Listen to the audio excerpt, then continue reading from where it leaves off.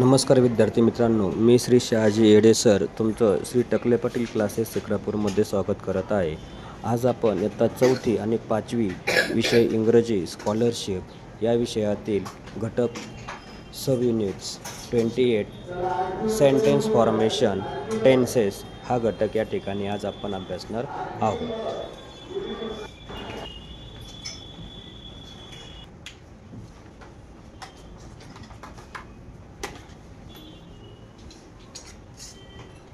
सब units 28 sentence formation, यालाच आपण tense असं बोलतो.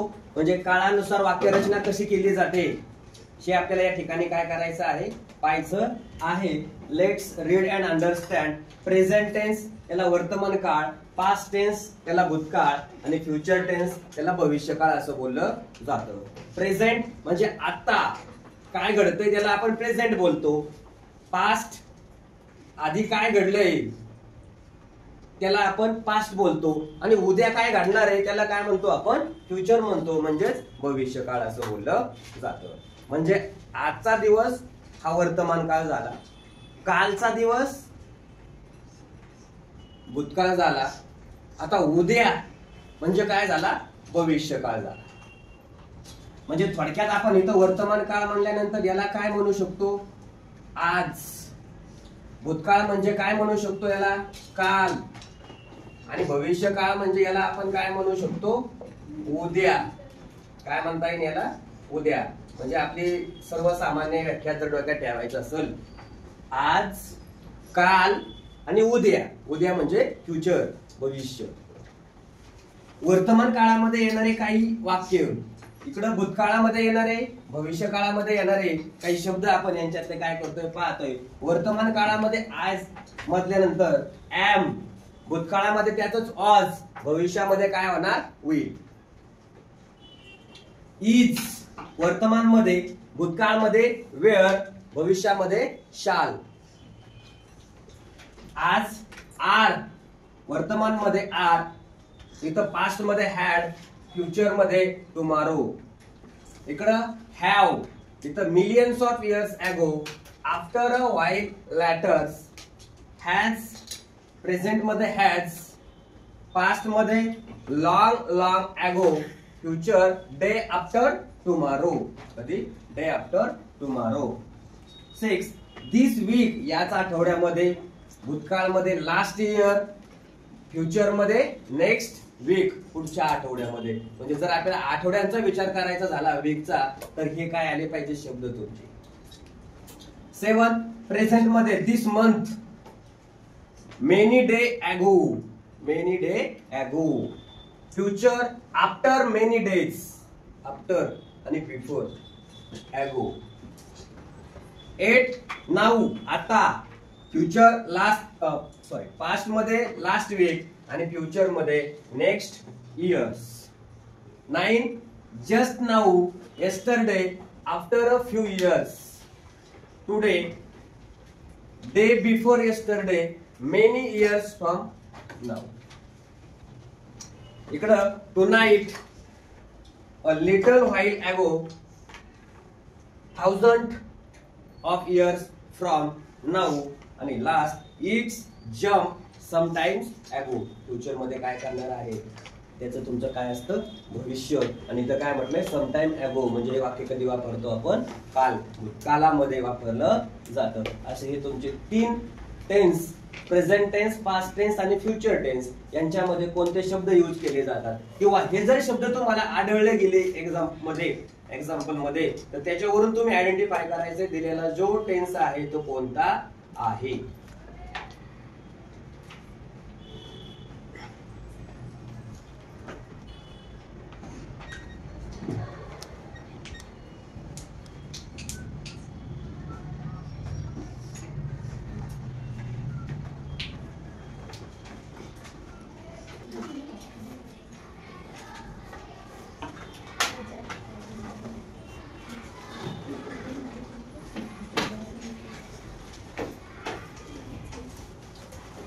आता आपण टेन्स याच्यातले सिंपल प्रेझेंट टेन्स म्हणजे सिंपल काळ, त्या काळातले आधी 4 उपकाळ पाहणार आहोत. हा जो टॉपिक आहे तर कशावरती आधारित आहे, काळांवरती. आणि आपला पहिला काळ जो बघितला तो कुठला काळ, सिंपल, म्हणजे त्याला अगदी काय म्हणणार, प्रेझेंट टेन्स म्हणणार. आणि या प्रेझेंट टेन्सचे हे किती काळ आहेत, 4. म्हणजे इथं थोडक्यात आपण असं म्हणू शकतो, प्रेझेंट टेन्स. आणि या प्रेझेंट टेन्सचे हे काय आहे, 4 काळ. हा पहिला, त्याच्यानंतर हा दुसरा, तिसरा, आणि हा जो काळ आहे तो चौथा काळ आहे. बघा, सिंपल प्रेझेंट टेन्स याला साधा वर्तमान काळ बोललं जातं. प्रेझेंट कंटिन्युअस टेन्स चालू वर्तमान काळ बोलतात. प्रेझेंट परफेक्ट टेन्स पूर्ण वर्तमान काळ बोललं जातं. आणि प्रेझेंट परफेक्ट कंटिन्युअस टेन्स याला पूर्ण चालू वर्तमान काळ किंवा चालू पूर्ण वर्तमान काळ असंही बोललं जातं. बघा, आता अगोदर पहिला काळ सिंपल प्रेझेंट टेन्स, साधा वर्तमान काळ कधी वापरला जातो त्याच्यासाठी इथं माहिती दिलेली बघा. सवयी, तुमच्या ज्या सवयी आहेत, दैनंदिन क्रिया, तुम्ही ज्या रोजच्या क्रिया करता त्या क्रिया, वारंवार घडणाऱ्या क्रिया, सतत घडणाऱ्या क्रिया, आणि त्रिकाल बाधित सत्य सांगण्यासाठी. त्रिकाल बाधित सत्य म्हणजे नेमकं काय सांगता येईल आपल्याला, घटना घडलेली आहे आणि ती खरी आहे, हे त्रिकाल बाधित सत्य आहे. जसं अरबी समुद्र आहे, ते कुठे गेला तरी अरबी समुद्र आहेच, तो बदलणार आहे का, नाही. म्हणून याला त्रिकाल बाधित सत्य म्हटलं जातं. अशा गोष्टी सांगण्यासाठी सिंपल प्रेझेंट टेन्सचा वापर केला जातो. त्याला आपण साधा वर्तमान काळ असं बोलतो. साध्या वर्तमान काळात तुम्हाला एक सूत्र या ठिकाणी दिलंय, सब्जेक्ट प्लस V1 क्रियापदाचं पहिलं रूप प्लस ऑब्जेक्ट. आता सब्जेक्ट म्हणजे कर्ता, V1 वर्ब, ऑब्जेक्ट कर्म, म्हणजे यस कर्ता अधिक क्रियापद अधिक कर्म. ही वाक्याची रचना याच्यानुसार करायची. सब्जेक्ट V1 प्लस ऑब्जेक्ट, त्यालाच कर्ता क्रियापद कर्म. Example, I eat a mango. Example काय आहे, आय ईट अ मँगो. आता बघा, आय हा काय झाला, सब्जेक्ट. ईट खाण्याची क्रिया झाली, कोणाला खाल्लं, मँगोला खाल्लं. कोणाला खाल्लं तुम्ही, मँगोला. म्हणजे आय ईट अ मँगो.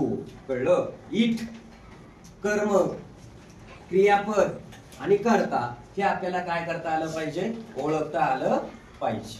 कळलं, म्हणजे ईट हे काय झालं, क्रियापद झालं. काय झालं, क्रियापद. खाणे आणि मँगो हे काय झालं, कर्म. दुसरं example, he it's a mango. तो काय खातो, आंबा खातो. तो काय खातो, आंबा खातो. ही इट्स अ मँगो, हे दुसरं एक्झाम्पल झालं. आता ही, सी, इट यांच्यासाठी काय केलं जातं, हे तृतीय पुरुषी काय आहेत, कर्ते आहेत. ती म्हणजे तो, सी म्हणजे ती, आणि इट म्हणजे ते. आणि पर्टिक्युलर नाव घेतलं, सागर, सचिन, दिया, ही नावं झाली यांची. कळलं, मग यांच्या पाठीमागं क्रियापद जे आहे तर त्याच्या पाठीमागं काय लावता येतं, यस किंवा यस हे प्रत्यय लावायचं. तरी यस आणि यस कधी लावायचं हे पण आहे. प्रेझेंट कंटिन्युअस टेन्स याला चालू वर्तमान काळ बोललं जातं. आणि हा चालू वर्तमान काळ कधी वापरला जातो, क्रिया बोलणाऱ्याच्या किंवा बोलण्याच्या वेळी. आपण आता सध्या काय करतोय, बोलतोय, म्हणजे क्रिया चालू आहे. मग क्रिया बोलण्याच्या वेळी चालू आहे असे दर्शवण्यासाठी चालू वर्तमान काळ वापरतात. जसं मी तुम्हाला सांगतोय, तुम्ही लिहून घ्या, क्रिया करा, क्रिया होते, क्रिया मी घडवतोय, म्हणजे मी तुम्हाला सांगतोय काय करा, लिहून घ्या. म्हणजे क्रिया सध्या काय आहे, चालू आहे, याला म्हणायचं चालू वर्तमान काळ. सूत्र, subject plus to be plus क्रियापद प्लस ING. म्हणजे सब्जेक्ट प्लस टू बी च एम इज आर, हे रूपे आहे टू बी ची, एम इज आर. क्रियापद बी प्लस ING, म्हणजे क्रियापदाला ING हे प्रत्यय लावायचे. प्रत्यय शिकला असाल तुम्ही मराठीमध्ये, च, चा, ची, स, ला, ना, ते. तसे ING हे प्रत्यय कोणाला लावायचे, क्रियापदाला लावायचं आहे. बघा, कर्ता टू बी चे रूप म्हणजे एम इज आणि आर प्लस क्रियापदाला काय लावायचंय आयएनजी लावायचंय. इथं प्लस प्लस म्हणजे काय ऍडिशन करायची नाही गणिताच्या भाषेमध्ये. तो वाक्य तिथं लिहायचंय, तो शब्द तिथं आपल्याला काय करायचंय लिहायचा आहे. फॉर एक्झाम्पल बघा, I am eating a mango. कोण आंबा खातोय? आय म्हणजे कोण? मी आंबा खातोय. बघा मग आय काय झाला तुमचा सब्जेक्ट करता, एम टू बी चं रूप झालं, इट क्रियापद झालं आणि त्या क्रियापदाला काय लावलं इथं आयएनजी प्रत्यय लावलं. इटिंग काय खाल्लंय mango, I am eating a mango. दुसरं एक्झाम्पल, ही काय झाला आता सब्जेक्ट करता, इज काय झालं टू बी चं रूप, इट वर त्याला काय प्रत्यय लावलाय आयएनजी आणि काय खाल्लंय आंबा. मग he is eating a mango, he is eating a mango. Present perfect tense याला पूर्ण वर्तमान काळ बोलतात. म्हणजेच काय क्रिया झालेली आहे. कशी ओळखायची बघा, क्रिया पूर्ण झाली आहे असे सांगण्यासाठी पूर्ण वर्तमान काळ वापरला जातो. उदाहरणार्थ तुमचं एक्झाम्पल लिहून झालं आहे म्हणजे तुमची क्रिया पूर्ण झाली. याच्यासाठी कोणतं टेन्स वापरणार? Present perfect tense.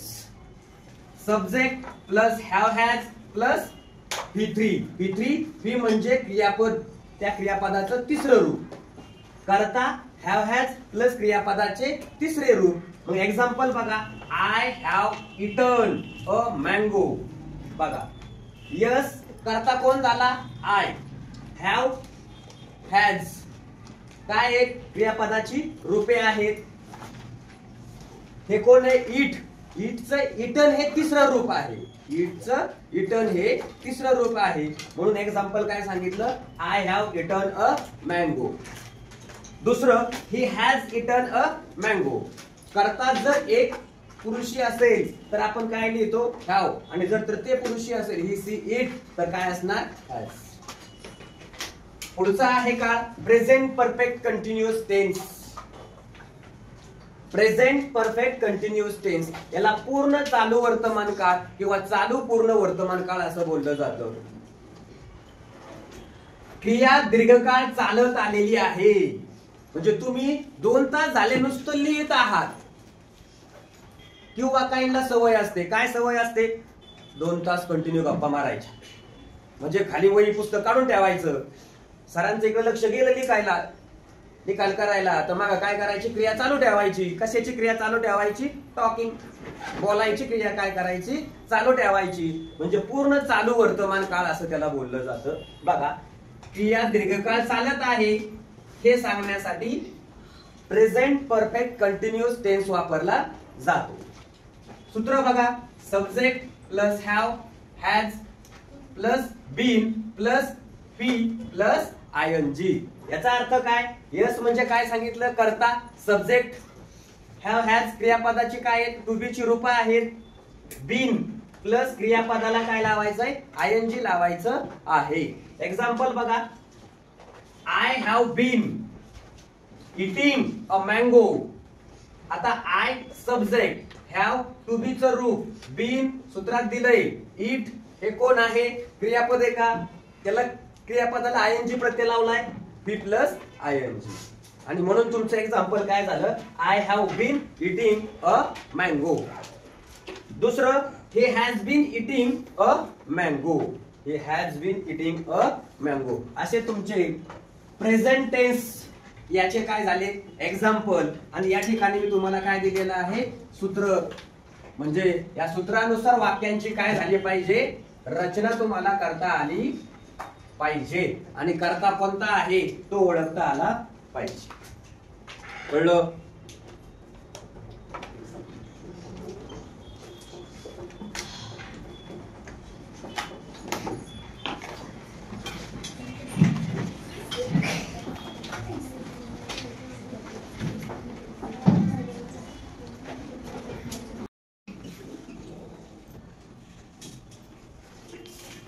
आजचा टॉपिक आहे पास्ट टेन्स.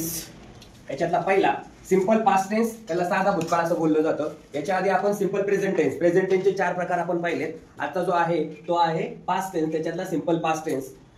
क्रिया संपली आहे, क्रिया काय झाली आहे, संपली आहे असे सांगण्यासाठी साधा भूतकाळ काय केला जातो, वापरला जातो.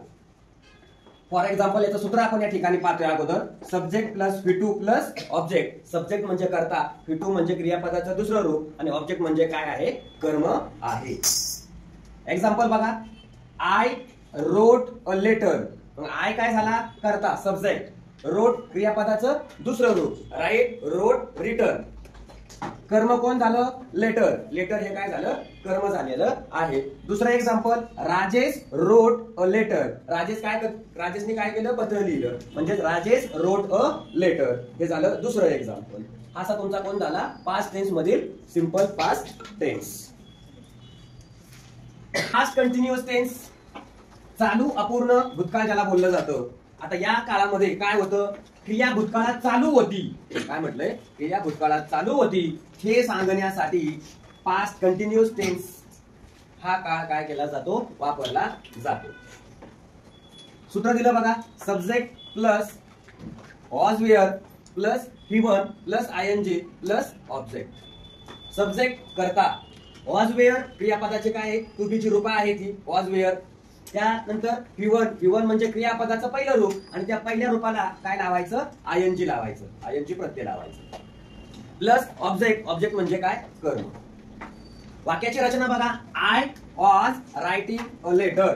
आय कोण झाला, कर्ता. वॉज कोण झालं, टू बी चं रूप. V1 कोण, राईट. त्या राईटचं काय केलं, त्याला ING प्रत्यय लावला, म्हणजे क्रियापदाच्या पहिल्या रूपाला कोणता प्रत्यय लावला, ING प्रत्यय लावला. प्लस ऑब्जेक्ट म्हणजे कोण, कर्म. कर्म काय आहे, लेटर. म्हणून I was writing a letter. I was writing a letter याची वाक्यरचना अशी होऊ शकते.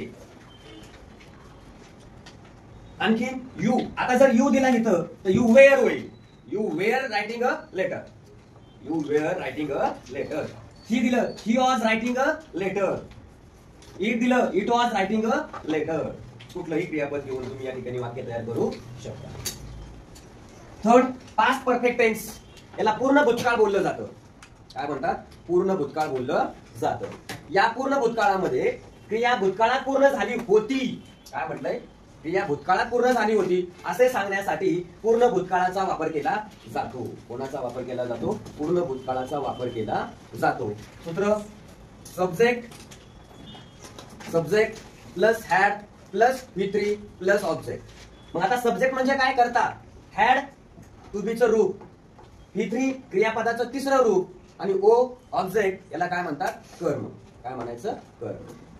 Example. I had written a letter. काय म्हणताय, I had written a letter. I कर्ता झाला, हॅड टू बी चं रूप झालं, रिटर्न क्रियापदाचं तिसरं रूप, राईट रोट रिटर्न. राईट पहिलं रूप, रोट दुसरं रूप आणि रिटर्न जे आहे ते कोणतं रूप झालं, क्रियापदाचं तिसरं रूप झालं, राईट रोट रिटर्न. चौथं, पास्ट परफेक्ट कंटिन्युअस टेन्स. कोणाला बोलायचंय, पास्ट परफेक्ट कंटिन्युअस टेन्स, चालू पूर्ण भूतकाळ. काय आहे, चालू पूर्ण भूतकाळ. कधी ओळखायचं, कसं ओळखायचं, क्रिया भूतकाळात दीर्घकाळ चालत आलेली होती. उदाहरणार्थ तुम्हाला सांगितलेली सूचना तुम्ही फॉलो करत नाहीये, तुम्हाला सांगितलं तरी तुम्ही दीर्घकाळ काय करताय, बोलत राहता, कमेंट्स करत राहता. क्रिया भूतकाळात दीर्घकाळ चालत आलेली होती ही सांगण्यासाठी पास्ट परफेक्ट कंटिन्युअस टेन्स या काळाचा काय केला जातो, वापर केला जातो. याचं सूत्र बघा. Subject plus had plus been plus V plus ING plus object. याचाच अर्थ यस म्हणजे सब्जेक्ट म्हणजे कर्ता, हॅड टू बी चं रूप, बीन प्लस V1 क्रियापदाचं पहिलं रूप आणि त्याला काय जोडायचंय, ING प्रत्यय जोडायचंय, प्लस ऑब्जेक्ट म्हणजे कोण, कर्म. हे मराठीतून पण दिलं आणि इंग्रजीतून पण दिलेलं आहे. एक्झाम्पल बघा. I had been. काय म्हटलंय, I had been writing a letter.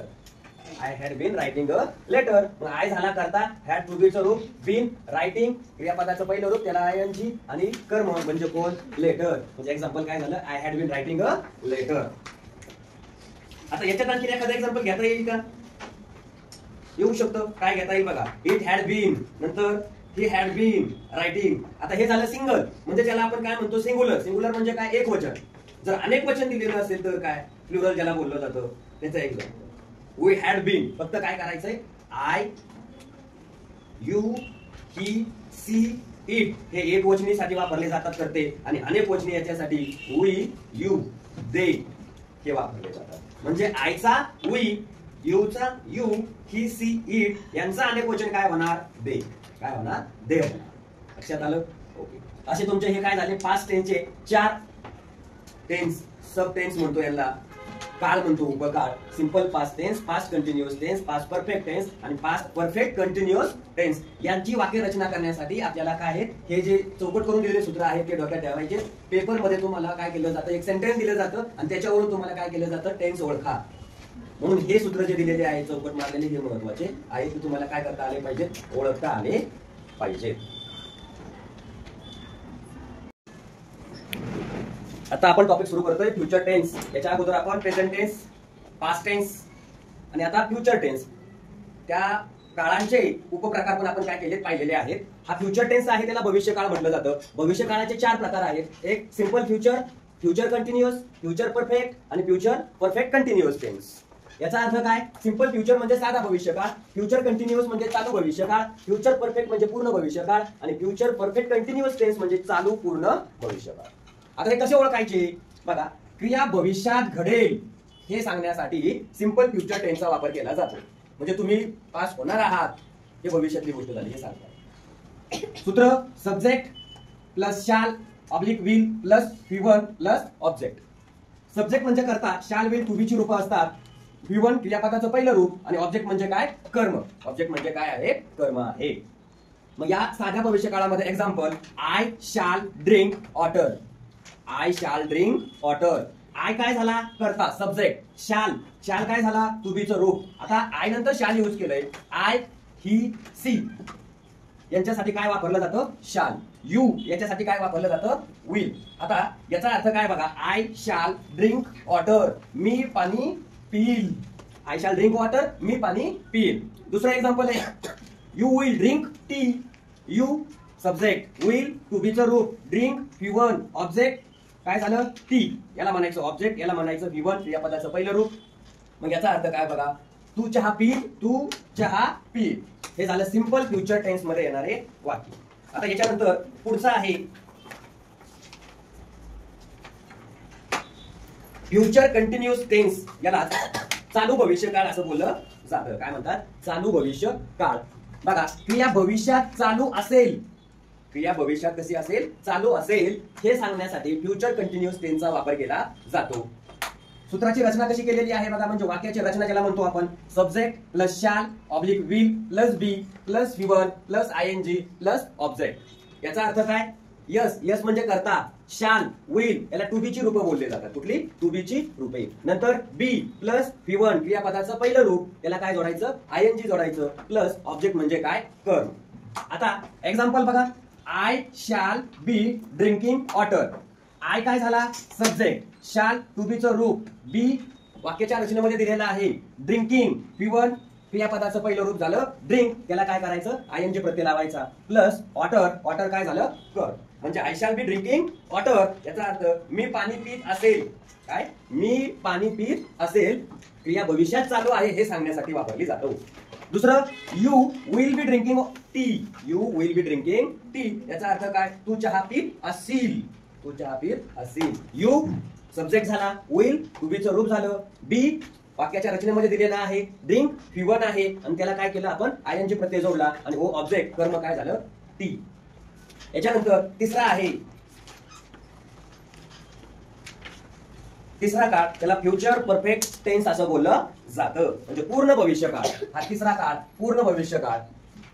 क्रिया भविष्यात घडलेली असेल.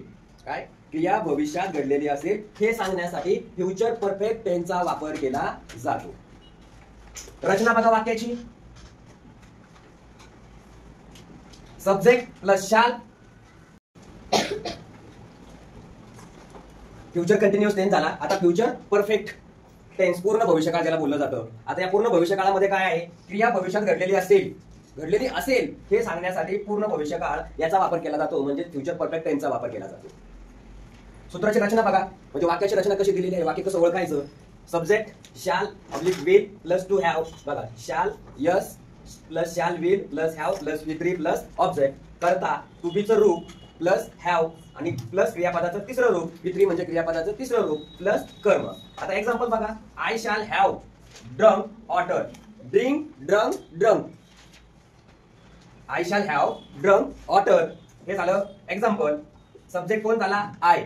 शॅल टू बीचं रूप हॅव वाक्याच्या रचनेमध्ये आहे. V3 ड्रंक आणि वॉटर. वॉटर हे काय झालं? ऑब्जेक्ट झालं. त्याला आपण काय बोलतो? कर. दुसरं example. You will have drunk tea. बघा, we will have drunk tea म्हणजे हे फ्युचर मध्ये आलेलं काय आहे? एक्झाम्पल आहे. काय एक्झाम्पल दिलं होतं? We will have drunk tea. तू चहा पिलेला असतील असं हे काय झालं? याच्यातलं एक्झाम्पल झालं. आता पुढचं आहे फ्युचर परफेक्ट कंटिन्युअस टेन्स. काय आहे? चौथं वाक्य, चौथा काळ आपल्याला पाहिजे याच्यातला. Future perfect continuous tense. क्रिया भविष्यात दीर्घकाळ चालू आहे. कधी? भविष्यात काय होणार आहे? दीर्घकाळ चालू असेल हे सांगण्यासाठी फ्युचर परफेक्ट कंटिन्युअस टेन्सचा वापर केला जातो. कशासाठी? क्रिया भविष्यात दीर्घकाळ चालू असेल हे सांगण्यासाठी याचा वापर केला जातो. काय सांगितलं? क्रिया भविष्यात दीर्घकाळ चालू असेल हे सांगण्यासाठी फ्युचर परफेक्ट कंटिन्युअस टेन्स या काळाचा वापर केला जातो. वाक्याची रचना subject plus shall oblique will plus have plus been plus V क्रियापदाचं पहिलं रूप त्याला आयएनजी प्रत्यय जोडायचा आणि प्लस ऑब्जेक्ट. बघा, करता शाल विल हॅव बीन क्रियापदाचं पहिलं रूप प्लस कर्म. Example. I shall have been drinking water. Water काय झालं? Object. I subject. Shall to बीचं रूप. बीन वाक्याच्या रचनेमध्ये आहे. हॅव वाक्याच्या रचनेमध्ये आहे. V1 ड्रिंक त्याला काय लावायचंय? आयएनजी प्रत्यय. इथं आयएनजी प्रत्यय दिसतोय म्हणजे क्रियापदाच्या पहिल्या रूपाला काय लावायचं? आयएनजी प्रत्यय लावायचं प्लस कर वॉटर. दुसरं एक्झाम्पल बघा. You will have been drinking tea. You will have been drinking tea. हे झाले तुमचे 4. म्हणजे आपण प्रेझेंट टेन्सचे 4 उपप्रकार बघितले काळाचे. त्याच्यानंतर पास्ट टेन्सचे 4 बघितले आणि फ्युचर टेन्सचे किती बघितले? 4. असे किती प्रकार झाले? मेन टेन्स आहेत 3. Future, past, present. प्रेझेंटचे 4, पास्टचे 4 आणि फ्युचरचे 4 असे किती झाले? 12 टेन्स आपण या ठिकाणी काय केलेले आहेत? पाहिलेले आहेत. यांच्यावर आधारित आता आपल्याला काय करायचंय? एक्झाम्पल पाहिजे आहेत.